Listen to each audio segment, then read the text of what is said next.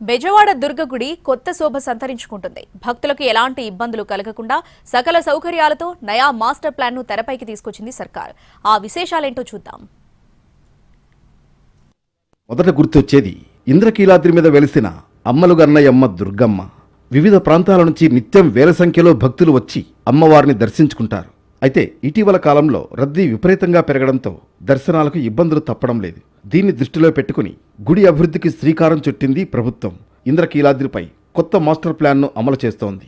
భక్తుల దర్శనం సజావుగా సాగేందుకు 3 దశల్లో అభివృద్ధి కార్యక్రమాలు చేపడుతోంది. ప్రస్తుతం తొలి దశ పనులు నడుస్తున్నాయి. క్యూ లైన్లు, పూర్తిస్థాయి షెల్టర్లు, తాగునీరు, విశ్రాంతి, అన్నదాన సత్రం విస్తరణ, లడ్డూ తయారీ కేంద్రం ఆధునీకరణ, ఇలా వీటన్నింటిపైన దేవస్థానం దృష్టి పెట్టింది.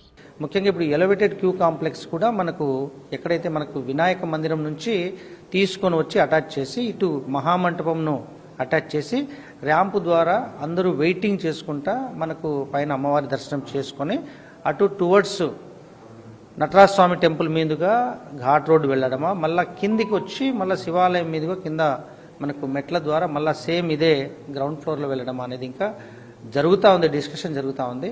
అదేవిధంగా రకరకాలైనటువంటి అంశాలు దాంట్లో పొందుపరచడం జరిగింది. ఇది స్టేట్ గవర్నమెంట్ దృష్టిలో తీసుకొని వెళ్ళి దీన్ని ముందుగా అప్రూవల్ అవ్వాలి. మాస్టర్ ప్లాన్ అప్రూవల్ అయిన తర్వాత 1 by 1 మనము ఇక పనులు అనేది కంప్లీట్ చేయడం అనేది జరుగుతుంది. 27 కోట్ల రూపాయలతో ప్రసాదం పోటు భవనం నిర్మిస్తున్నారు. ఈ పనులు 60% పూర్తయ్యాయి. ఇక మల్లేశ్వరాలయానికి వెళ్లే దారిలో పూజా మండపం రూపుదిద్దుకుంటోంది. కుంకుమార్చన, అష్టోత్తరం, సహస్రనామార్చన, అన్నప్రాసన, అక్షరాభ్యాసం వంటివి ఇక్కడ నిర్వహిస్తారు. అటు నటరాజస్వామి ఆలయం దగ్గర రాతి యాగశాల కడుతున్నారు. ఇందులో హోమాలు నిర్వహించనున్నారు. ఇందులోనే వంటశాల, స్టోర్, ఆఫీస్ ఏర్పాటు చేస్తున్నారు. కనకదుర్గా నగర్లో టోల్ ప్లాజా నుంచి మహామండపం వరకు క్యూ కాంప్లెక్స్ను నిర్మిస్తున్నారు. ఇప్పటికి 30% పనులు పూర్తయ్యాయి. ఎలివేటెడ్ క్యూ కాంప్లెక్స్ 8 మీటర్ల వెడల్పు, 280 మీటర్ల పొడవుతో మొత్తం 7 లైన్లుగా రూపుదిద్దుకుంటోంది. దీంతో పాటు కొండ దిగువన భారీ షెడ్డు నిర్మిస్తున్నారు. మరోవైపు పార్కింగ్ సమస్యకు చెక్ పెట్టేందుకు భారీ ప్రాజెక్ట్ డిజైన్ చేశారు.